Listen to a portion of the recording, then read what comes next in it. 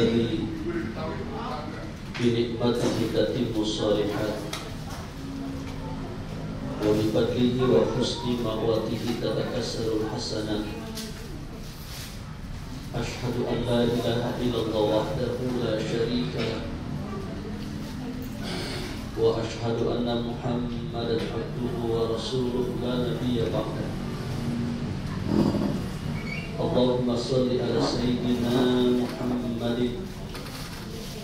اللهم إنا نعوذ بك من علم لا ينفع وعمل لا يرفع ودعاء لا يستجاب. سبحانك لا علم لنا إلا ما علمتنا إنك أنت العليم الحكيم.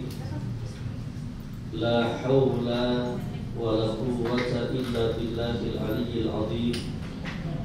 ربي أعوذ بك من همزات الشياطين وأعوذ بك ربي أن يحضرون. Ashabul Fadilah Mukarramun, para guru, para asatidz, Bapak Haji Maulana yang sama-sama kita hormati, Ibu Yuli, ikhwatal iman, calon penghuni surga yang dimuliakan oleh Allah Subhanahu wa Ta'ala. Bersyukur atas nikmat Allah dan salawat kepada baginda Nabi Muhammad sallallahu alaihi wasallam. Detik ini di hari Jumat Sayyidul Ayyam, penghulu daripada hari-hari, Allah himpun kita di majlis kemuliaan. Majlis yang dinyatakan oleh Rasulullah taman dari taman surganya Allah. Bahkan Rasulullah memerintahkan kepada kita sebagai umatnya, idza marartum bi riyadil jannah farta'u. Idza marartum bi riyadil jannah farta'u. Apabila kalian melewati taman surga, maka hendaknya kalian mampir. Sahabat bertanya, "Wa ma hiya riyadul jannah ya Rasul?" Apa sih taman surga itu ya Rasul? Rasul menjawab, yang pertama, hilakul ilmi, majlis ilmu. Kemudian yang kedua adalah hilakul zikri, himpunan hamba-hamba Allah yang sedang berzikir. Maka alhamdulillah pagi ini Allah takdirkan kita di sebuah tempat yang sangat istimewa. Tidak ada satu tempat yang istimewa, yang lebih istimewa daripada taman daripada taman surganya Allah, majlis ilmu dan majlis zikir. Mudah-mudahan asbab kita hadir di majlis ilmu, di majlis zikir seperti ini, bertambah keimanan kita kepada Allah, bertambah kecintaan kita kepada Allah, bertambah kecintaan kita kepada baginda Nabi Muhammad sallallahu alaihi wasallam. Amin ya rabbal alamin. Hadirin yang dimuliakan oleh Allah Subhanahu wa Ta'ala, saya akan mengutip perkataan daripada Sayyidina Abu Bakar Siddiq, sahabat agung, sahabat yang mulia. Itu kan ada 4: Abu Bakar, Umar, Utsman, siapa lagi? Halo? Abu Bakar, Umar, Utsman, Ali. Ini 4 sahabat yang sangat luar biasa. Dan kalau kita lihat dalam sejarah, keempat sahabat ini memiliki keistimewaan masing-masing. Yang pertama adalah Abu Bakar Siddiq. Beliau itu ahli sedekah. Umar bin Khattab, beliau itu ahlinya adalah berjihad, berperang di jalan Allah. Utsman, beliau itu terkenal dengan orang yang hobi membaca Al-Quran. Dan kemudian Ali itu pintar, cerdas, ya, sampai Rasulullah mengatakan, "Ana Madinatul ilmi wa Ali babu." Aku itu adalah kotaknya ilmu, sementara gerbangnya adalah Ali. Makanya suatu ketika Rasul itu pernah bertanya kepada para sahabat, yang 4 ini, Rasulullah bertanya, para sahabat, amalan yang diterima oleh Allah itu amalan bagaimana? Kata Sayyidina Abu Bakar Siddiq, amalan yang diterima dan dicintai oleh Allah itu adalah bersedekah. Karena hobinya beliau itu adalah sedekah. Yang kedua, Umar ditanya, "Hai Umar, amalan yang dicintai oleh Allah, amalan yang diterima oleh Allah itu amalan apa?" Kata Umar, amalan yang dicintai dan diterima oleh Allah itu adalah berjihad di jalan Allah. Karena hobinya beliau itu adalah jihad. Hai Utsman, amalan apa yang paling disukai oleh Allah? Membaca Al-Quran. Karena hobinya beliau itu baca Al-Quran. Nah kemudian ketika Ali tanya, hai Ali, amalan apa yang diterima oleh Allah? Dan amalan apa yang paling dicintai oleh Allah? Beliau menjawab, amalan yang dilakukan dengan ilmu.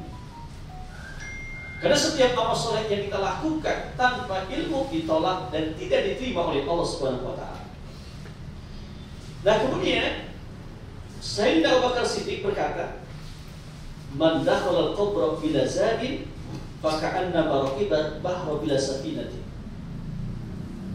Man dakhala al-qabra, siapa orang yang masuk ke kuburan bila zadin, tanpa perbekalan, faka'annama raqibal bahra bila safinatin, seakan dia berlayar tanpa perahu. Nasihat ini sangat luar biasa. Yang pertama, mengingatkan kita akan kematian. Kata Nabi, orang yang cerdas itu adalah orang yang senantiasa ingat dengan kematian. Aqyasu min ummati aktsaruhum dzikrul maut wa asyaddu istidadan la. Yang paling pandai, yang paling cerdas, yang paling pintar di antara umatku adalah mereka yang paling banyak mengingat mati dan mempersiapkan hidup setelah mati. Maka hidup itu bukan untuk hidup, namun hidup untuk yang maha hidup.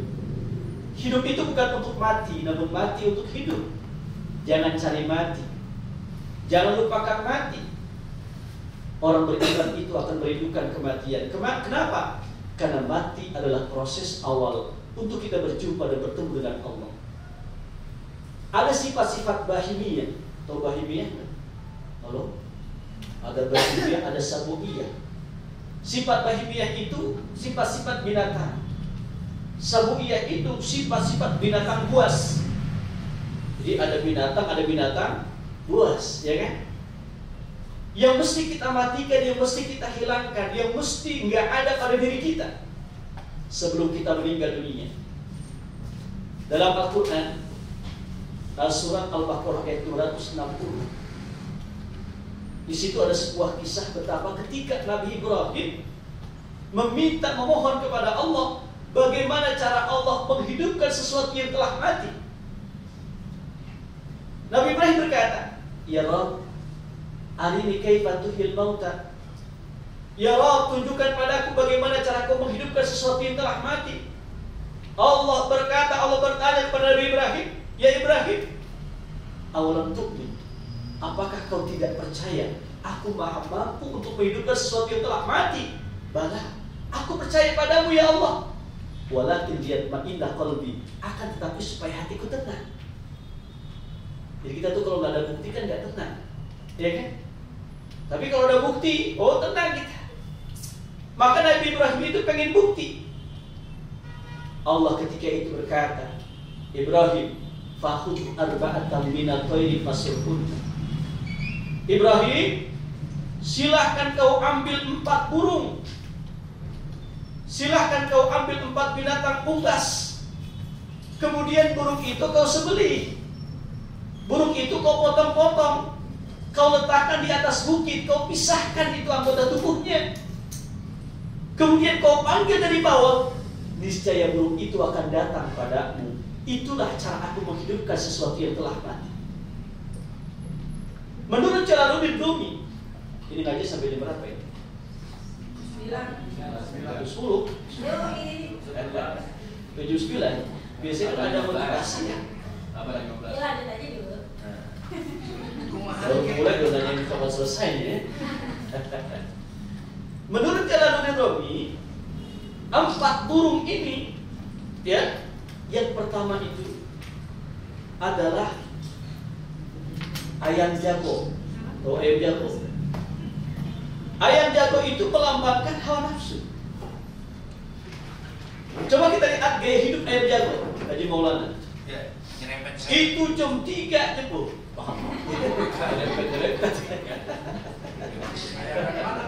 Itu ayam jago itu jam 2:30, jam 3 sudah kukuruyuk membangunkan manusia dari peraturan tidur.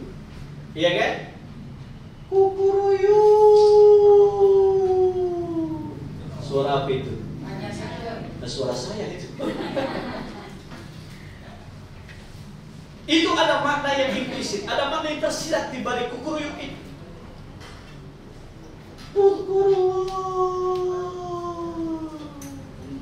Apa dia? Udkurullah, ingatlah kalian kepada. Itu membangunkan kita dari peraduan tidur. Disuruh bangun kita melaksanakan sholat tahajud sama ayam. Kira-kira bangun pada tahajud tuh kan? Satu amalan yang sangat luar biasa, dan amalan itu hanya bisa dilakukan pada waktu malam hari. Itu tahajud. Siang boleh nggak? Nggak bisa. Pagi nggak boleh. Tengah hari, tengah hari. Betawi udah ngerti ya, tengah hari. Siang, ya kan? Nggak bisa. Sore nggak bisa. Tahajud. Maka kalau bisa itu ya istiqomahkan sholat tahajud. Kenapa? Kata Nabi, sholat tahajud itu tidak usah itu. Kebiasaan orang-orang soleh. Maka salah satu daripada kiat supaya kita menjadi hamba Allah yang soleh itu dia mulai sholat tahajud. Yang kedua kata Nabi, sholat tahajud itu qurbatun ilallah, kiat yang sangat jitu untuk mendekatkan diri kepada Allah. Sholat tahajud itu manhatun anil ithmi, pencegah dari perbuatan dosa. Dan sholat tahajud itu adalah pengusir penyakit dari jasad. Maka orang yang istiqomah sholat tahajudnya, insya Allah akan diberikan oleh Allah kesehatan zahir dan batin. Dan sholat tahajud itu akan mengangkat derajat, maqamah mahmudah. Siapapun orang yang ingin diangkat derajatnya, maka laksanakan sholat tahajud. Siapa orang yang tidak mau terputus rezekinya, istiqomahkan sholat duha. Barang siapa yang ingin hajatnya dikabulkan sama Allah, sering-sering laksanakan sholat hajat. Barang siapa yang dijauhkan oleh Allah, ingin jauhkan oleh Allah dari penyakit hati, penyakit iman, maka sering-seringlah laksanakan sholat tasbih. Maka setiap sunnah yang kita sholat sunnah yang kita lakukan itu memiliki fadhil, keutamaan, keistimewaan masing-masing. Jadi menurut Jalaluddin Rumi, 4 binatang unggas. Yang pertama itu adalah ayam jago. Ayam jago membangunkan kita untuk melaksanakan sholat tahajud. Coba kita lihat bagaimana gaya hidup ayam jago. Jam 6, jam 7 sudah beberapa kali kawin tuh ayam jago. Ya kan? Jadi melambangkan hawa nafsu. Maka sebelum kita mati nih, matikan hawa nafsu jelek yang ada pada diri kita. Kecuali nafsu yang dirahmati oleh Allah Subhanahu wa taala. Bukankah Allah berfirman dalam Al-Qur'an, wa amma man khafa maqama rabbih wa nahan nafsa 'anil hawa fa innal jannata hiyal ma'wa. Orang-orang yang takut dengan siksa Allah, orang-orang yang takut dengan azab Allah, kemudian mereka mampu untuk menahan hawa nafsunya, fa innal jannata hiyal ma'wa, maka surga adalah tempat tinggal. Pujangga Arab mengatakan, nafsu itu tak ubahnya bagaikan anak kecil yang menyusu pada ibu. An-nafsu katifli in tuhbilhu sab'a ala hubbi radha wa in taqtib yanfaqi. Nafsu itu tak ubahnya bagaikan anak kecil yang menyusu pada ibunya. Kalau 2 tahun dari sapi, nyusuk terus tuh dia. Begitupun anak kecil, begitupun nafsu. Kalau nafsu itu kita tidak sapi, kita tidak pisahkan, kita tidak lawan, maka nafsu itu akan terus menghantarkan kita untuk melakukan perbuatan-perbuatan yang mengundang murka Allah. Akhirnya, wa tarakahum fi dhulumati la yubsirun. Allah tinggalkan mereka dan mereka tidak bisa melihat sesuatu apapun di muka bumi. Nah, kemudian yang kedua, binatang unggas atau burung yang kedua itu adalah bebek. Bebek itu enaknya bebek aja selamat, ya kan? Bebek leok. Bebek itu melambangkan kejorokan. Coba kita lihat bagaimana gaya hidupnya bebek. Di tanah-tanah yang kotor, di air-air yang kotor, di air-air yang keruh. Bahkan bebek itu kadang makan dari sisa makanan yang kita makan. Kalau bukan bebek ternak, ya kan?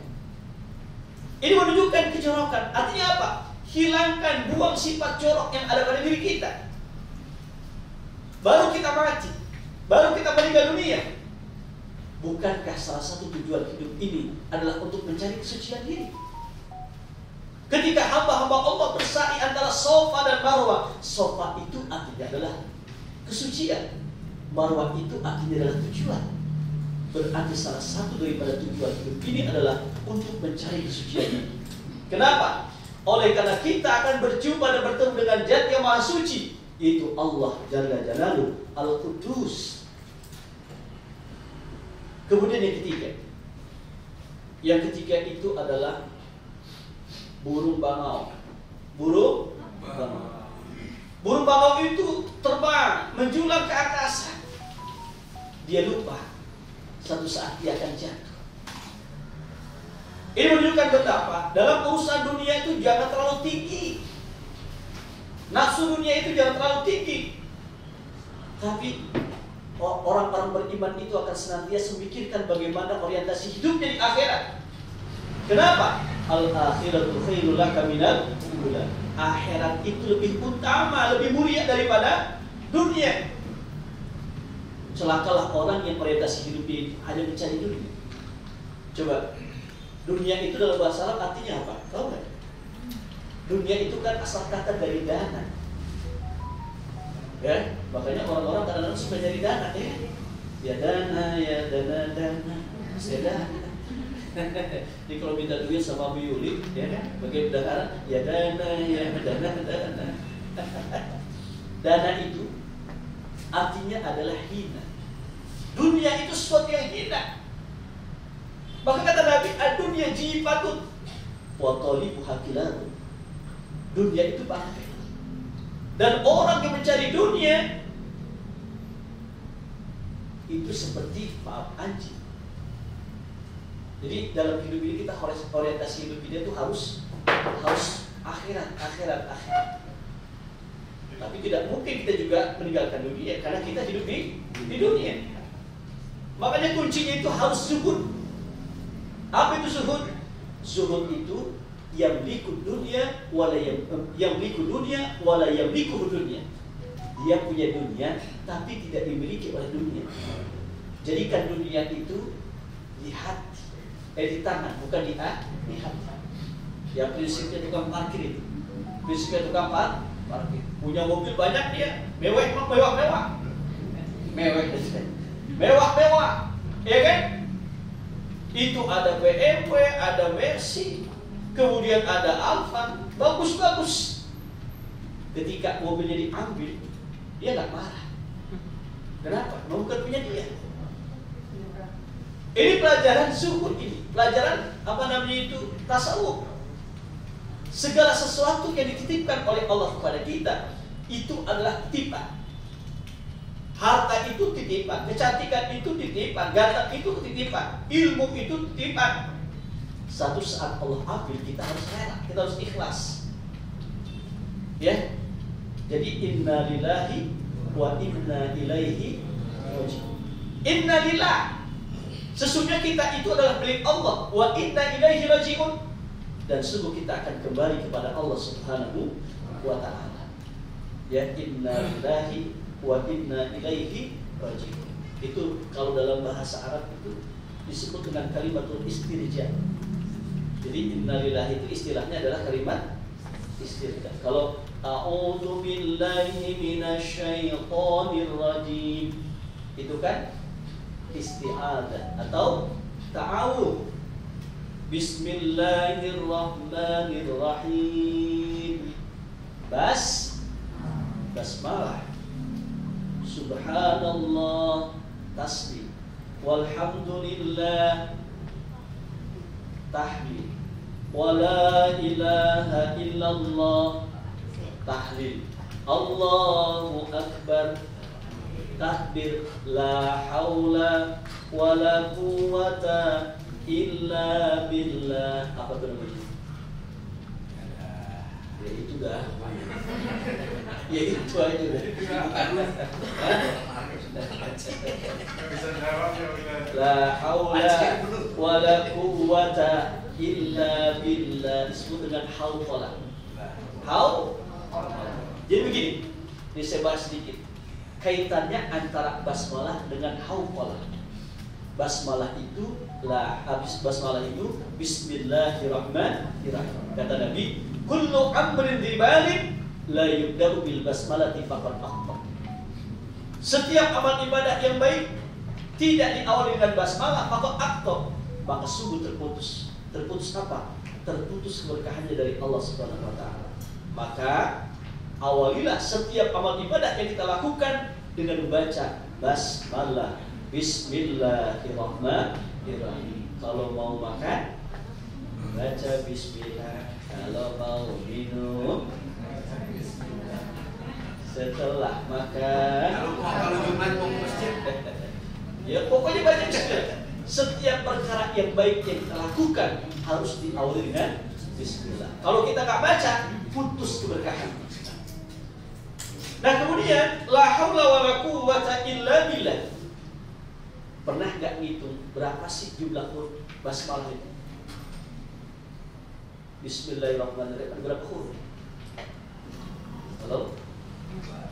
Ada 19 huruf.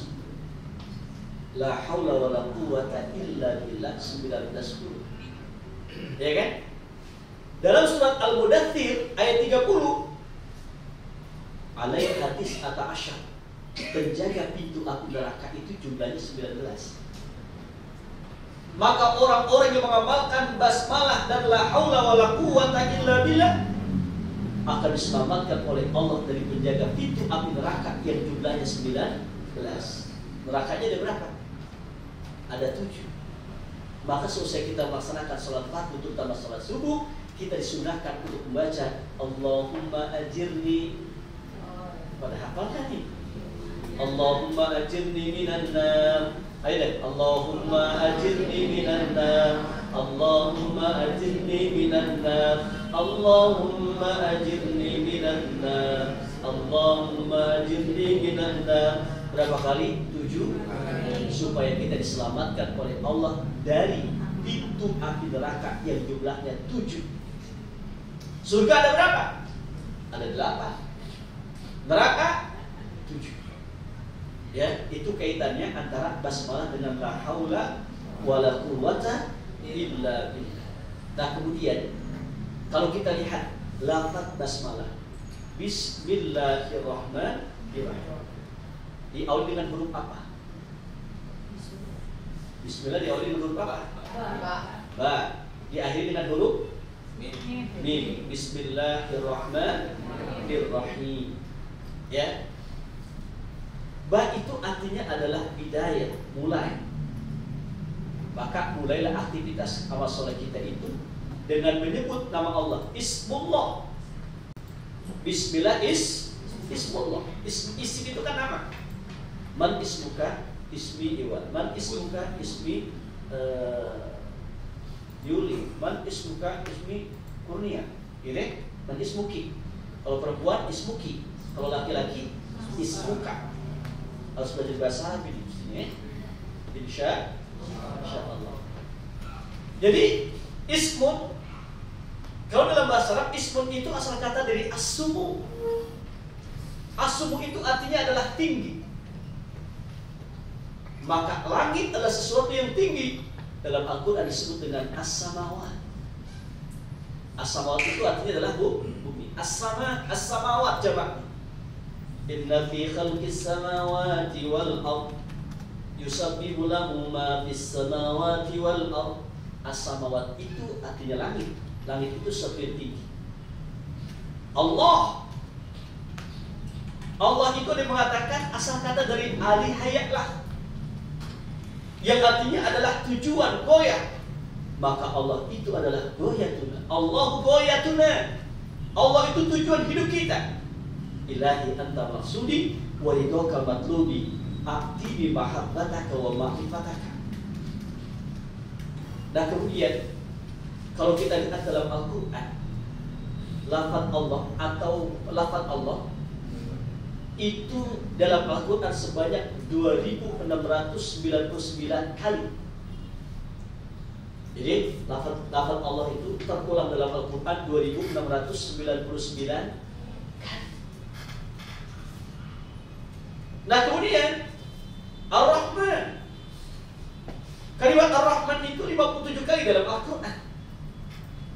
Ar-Rahman itu artinya adalah pengasih. Kemudian Ar-Rahman itulah merupakan sifat Allah yang bersifat global. Siapapun dikasih sama Allah. Yang kaya dikasih, yang munafik dikasih, yang kafir dikasih. Nikmat Allah itu. Air hujan dikasih, tanah dikasih, hutan dikasih, langit dikasih, ya kan? Tumbuhan dikasih. Kemudian udara dikasih. Siapapun dikasih. Allah itu Maha Pengasih, tak pandang kasih. Tapi Allah itu memiliki sifat Ar-Rahim. Ar-Rahim itu merupakan sifat Allah, pemberian Allah yang Allah berikan kepada orang-orang beriman. Ada beberapa nikmat yang tidak diberikan oleh Allah, kecuali nikmat itu diberikan oleh Allah kepada orang-orang beriman saja. Orang kafir gak boleh. Ada yang tahu nikmat apa itu? Halo? Yang pertama, nikmat keridhaan Allah. Yang kedua, nikmat ampunan Allah. Yang ketiga, nikmat surga Allah. Ketiga nikmat itu tidak akan pernah diberikan oleh Allah, kecuali hanya kepada orang-orang beriman saja. Ampunan Allah gak akan diberikan kepada orang-orang kafir. Itulah mahalnya iman. Satu ketika ada tokoh munafik namanya Abdullah bin Ubay bin Salul. Dia meninggal. Kemudian anaknya datang kepada baginda Nabi Muhammad. Ya Rasul, ayahku meninggal dunia. Terus kenapa kau datang padaku? Aku mohon bajumu ya Rasul untuk mengkafani mayat ayah. Langsung dikasih sama Rasul itu. Rasulullah itu ajwadun nas, manusia yang paling dermawan. Nggak boleh disebut, masih dikasih. Kalau kita nggak disebut, kita penting. Sebelum disebut sama orang itu. Ustaz, handphonenya bagus gitu. Kalau Rasul langsung dikasih. Iya kan? Kalau saya enggak, belum lunas. Iya kan? Ustaz cincinnya bagus di Maulana. Di Maulana cincin bagus. Tentu mau. Gitu. Ya kan? Kemeja bagus. Tentu mau antara diberi. Begitu. Itu Rasulullah. Tidak boleh orang itu langsung dikasih. Maka anaknya itu ngomong, ya Rasul, bapakku meninggal dunia. Aku mohon bajuku ya Rasul untuk mengkafani mayat ayahku. Langsung dikasih sama Rasul. Bawa bungkus kafan mayat ayahku. Setelah dimandikan, dikafani, kemudian anaknya datang lagi sama Rasul. Ya Rasul, ayahku sudah dikafani, cuma belum ada yang nyolatin ya Rasul. Aku mohon kepada Engkau untuk menyolatkan. Itu Rasulullah sudah melangkah 1 langkah, 2 langkah, 7 langkah untuk menyolatkan mayat Abdullah bin Ubay bin Salul. Malaikat Jibril datang kepada Rasulullah. Ya Rasul, atusalli alaihi. Ya Rasul, apakah kau ingin menyolatkan mayat Abdullah bin Ubay bin Salul? Ya Malaikat Jibril, waqad nahaka rabbuka an tusalli alal munafiqin. Sungguh Allah telah melarang engkau untuk menyolatkan mayat-mayat para munafik. Maka berdasarkan asbabun nuzul. Tahu nggak asbabun nuzul? Jadi kalau ayat itu asbabun nuzul. Sebab turunnya ayat dalam Al-Quran disebut dengan asbabun nuzul. Kalau sebab turunnya hadis disebut dengan asbabun wurud. Paham nggak? Kalau pernah dengar apa kagak? Jadi pada diem nih, maksudnya kenapa nih? Khusyuk bagaimana nih? Jadi kalau sebab turunnya ayat disebut dengan asbabun nuzul. Kalau asbab turunnya hadis disebut dengan asbabul wurud. Nah kemudian turun ayat dalam Al-Quran, wala tusalli ala ahadin minhum mata abadan wala taqum ala qabrihi innahum kafaru billahi wa rasuli wa matu wa hum fasiqun.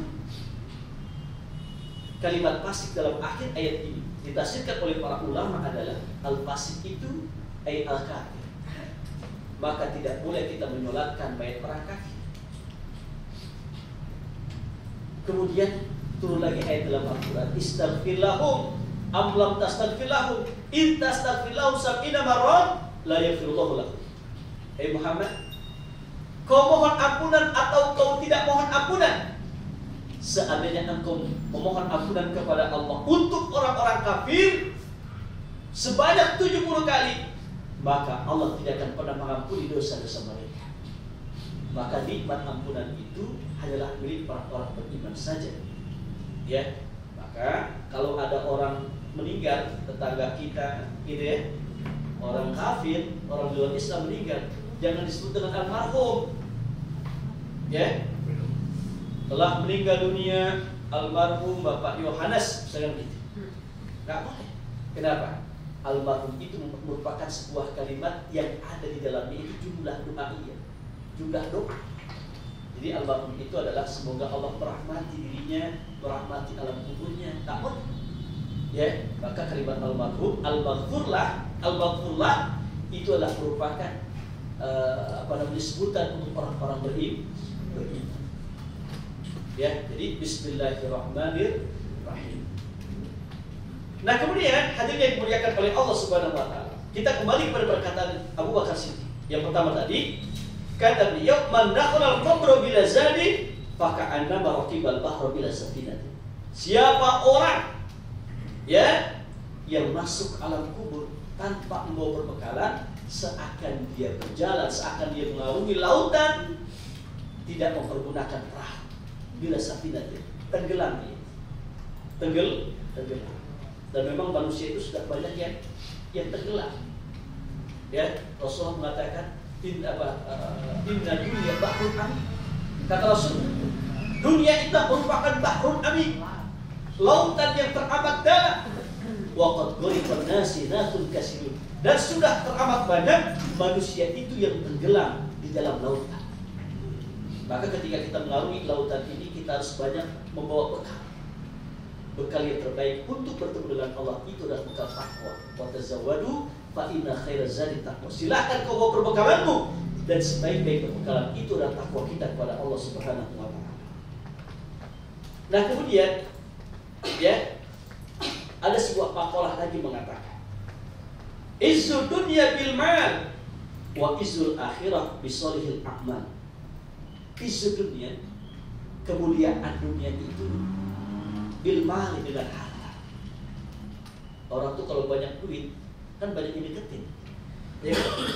Tapi kalau orang kere nggak punya duit, siapa yang mau deketin, siapa yang menjadi temen itu? Nggak mau. Tapi kalau kita kaya itu, orang pada deketin, pada senang kita. Apalagi hartawan dermawan. Ya, dia kaya kemudian dermawan. Itu paling disukai. Ya. Wa izzul akhirah bisolihil a'mal. Tapi untuk mendapatkan kemuliaan akhirat itu adalah dengan solihul a'mal, dengan amal saleh.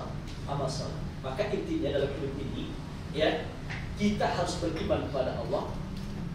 Iman sungguh-sungguh. Iman itu harus dibuktikan dengan amal saleh. Ketika kita melakukan amal saleh itu harus dengan ilmu. Tidak cukup dengan ilmu, tapi harus ikhlas. Tidak cukup dengan ikhlas, tapi harus istiqomah. Maka istiqomah itu akan melahirkan hikmah. Salah satu daripada hikmah itu adalah keberkahan kebahagiaan dalam hidup. Paham gak? Jadi runtutannya begini: iman, amal soleh, ilmu, ikhlas, istiqomah, hikmah, berkah, sa'adah. Ada berapa? Halo? Lebih ada. Iman, amal soleh, ilmu, ikhlas, istiqomah, hikmah, barokah. Ada 7. Ada 7. Begini, iman itu tidak cukup kita beriman, tapi harus dibuktikan dengan amal soleh, bukan dengan amal salah. Ya kan? Melaksanakan syariat Allah, salat, baca Quran, ngaji, itu kan syariat, amal soleh. Ketika kita melakukan amal soleh itu harus ikhlas. Kenapa? Oleh karena amal ibadah yang diterima oleh Allah itu adalah amal ibadah yang ikhlas. Wa ma umiru illa liya'budullaha mukhlishina lahu. Tidaklah kita diperintahkan oleh Allah ketika kita melakukan amal ibadah kecuali harus dengan ikhlas. Tidak cukup dengan ikhlas, harus istiqomah. Harus istiqomah. Kata Nabi, khairul a'mali adwamuha wa in qalla. Sebaik-baik amal itu adalah sedikit tapi istiqomah. Sholat duha itu nggak mesti 8 rakaat, 2 rakaat aja, tapi pun nggak pernah putus sampai akhir hayat. Baca Quran itu nggak mesti misalkan 1 hari 2 juz. Kalau anak-anak santri yang hafal Quran ya. Kalau orang kayak kita gini kan nggak sempat, udah nggak usah banyak-banyak, buku 1 juz. Misalkan 3 halaman atau 3 lembar setiap hari, tapi nggak pernah putus. Itu lebih Allah sukai ketimbang sekarang kita baca 1 juz, tapi nanti 1 bulan lagi kita baru baca. Ya kan? Yang Allah lihat itu istiqomah. Maka kata Nabi, al-istiqomah tu khairun min alfi karamah. Ilmu istiqomah itu lebih baik daripada 1000 kemuliaan. Maka orang tuh kalau sudah istiqomah itu hidupnya dimanja sama Allah. Kata Allah dalam Al-Quran, orang yang istiqomah itu nahnu awliya'uh. Aku akan bantu engkau. Aku akan tolong engkau, kata Allah. Walakum fiha ma tashtahi anfusukum walakum fiha ma tad'un. Kalau kau istiqomah di jalanku, kata Allah, jangankan kau minta, kebesin aja, kepengen aja, aku beri sama, aku kasih untuk kamu itu. Jadi orang tuh kalau istiqomah jangankan minta, kepengen aja dikasih. Kayak di surga aja begitu kan.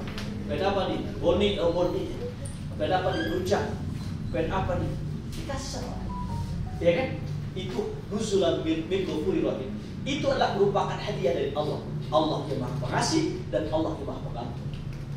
Nah kemudian setelah istiqomah itu akan melahirkan hikmah. Ya, fadilah, keutamaan, hikmah itu akan Allah berikan kepada kita. Nah kemudian setelah kita mendapatkan hikmah, kita akan mendapatkan keberkahan dalam hidup. Ya, kalau berkah terakhir sebagaimana yang kita minta, kita akan mendapatkan as-sa'adah. Sa'adah itu artinya adalah masjid as-sa'adah. As-sa'adah itu artinya kebahagiaan. Maka yang kita minta dalam hidup ini adalah Rabbana atina fid dunya hasanah wa fil akhirati hasanah wa qina adzabannar. Ya, kalau sudah baca doa itu berarti selesai tausiah. Kan sudah berdoa, sudah doa ya. Doa nonton ya. Baik, demikian ya. Selesai. Selesai ya. Baik ya. Kalau sudah selesai, kita tutup dengan doa. Ya. Al-Fatihah. Bismillahirrahmanirrahim. Alhamdulillahirabbil alamin. Ar-Rahmanir Rahim. Maliki yaumiddin. Iyyaka na'budu wa iyyaka nasta'in. Ihdinas siratal mustaqim. Siratal ladzina an'amta 'alaihim ghairil maghdubi 'alaihim waladdallin. Bismillahirrahmanirrahim. Alhamdulillahirabbil alamin. Allahumma sholli ala sayyidina Muhammad. Ya Allah ya Rabbana, ampuni seluruh dosa-dosa kaum muslimin dan muslimat di seluruh penjuru dunia ini ya Allah, baik yang masih hidup apalagi yang telah wafat. Ya Allah, dalam tatapanmu ini hamba mohon padamu di waktu duha, di hari Jumat, di hari yang kau nyatakan setiap doa mustajab, hamba mohon padamu ya Allah, ampuni seluruh dosa-dosa ayah dan ibu kami. Ampuni seluruh dosa-dosa ayah dan ibu kami. Ampuni seluruh dosa-dosa ayah dan ibu kami. Ayah dan ibu kami yang masih hidup bersama kami, hamba mohon padamu ya Allah, panjangkan usia keduanya dalam taat kepadamu serta sehat walafiat. Kalau satu saat kau wafatkan, hamba mohon padamu ya Allah, wafatkan ayah dan ibu kami dalam keadaan husnul khatimah. Wafatkan ayah dan ibu kami dalam keadaan husnul khatimah. Ayah dan ibu kami yang sudah wafat, dia yang ada di alam kubur, hamba mohon padamu ya Allah, terangi kubur beliau dengan cahaya ampunan-Mu. Terangi kubur beliau dengan cahaya ampunan-Mu. Jadikan kubur beliau raudhah min riyadil jannah, taman dari taman-taman surga-Mu ya Allah. Jauhkan beliau dari siksa kubur ya Allah. Jauhkan beliau dari adab kubur ya Allah. Takdirkan kau masukkan kami ke dalam surga-Mu bersama ayah dan ibu kami, bersama suami istri kami, bersama kakak adik kami, bersama anak-anak kami yang kami cintai ya Allah. Ya Allah ya Rabbana, tidaklah kami usai dalam berdoa kecuali kau ampuni seluruh dosa-dosa kami, kau maafkan seluruh kesalahan kami, kau perbaiki akhlak kami, kau bebaskan kami untuk menghidupkan sunnah baginda Nabi Muhammad sallallahu alaihi wasallam. Ya Allah ya Rabbana, berkahkan hidup kami ya Allah, berkahkan rumah tangga kami ya Allah. Berkahkan pekerjaan kami ya Allah. Berkahkan NRA Group ya Allah. Pimpinannya berkah ya Allah. Karyawannya berkah ya Allah. Jamaahnya berkah ya Allah. Mereka yang berumrah berhaji bersama NRA dalam berkah-Mu ya Allah, dalam cinta-Mu ya Allah, dalam ampunan-Mu ya Allah, dalam bimbingan-Mu ya Allah, dalam ridho-Mu ya Allah. Ya Allah, ya Rabbana, berikan kesempatan kepada kami untuk bertaubat sebelum kami wafat, mendapatkan rahmat-Mu detik-detik kematian kami, maghfirah-Mu, ampunan-Mu setelah kami wafat. Ya Allah, ringankan kami dalam menghadapi sakaratul maut. Ringankan kami dalam menghadapi sakaratul maut. Hamba mohon padamu ya Allah, wafatkan kami husnul khatimah. Wafatkan kami husnul khatimah. Wafatkan kami husnul khatimah. Kita semua berdoa, Rabbana atina fid dunya hasanah wa fil akhirati hasanah wa qina adzabannar. Subhana rabbika rabbil izzati amma yasifun wa salamun alal mursalin walhamdulillahi rabbil alamin. Demikian, mohon maaf lahir batin. Assalamualaikum warahmatullahi wabarakatuh.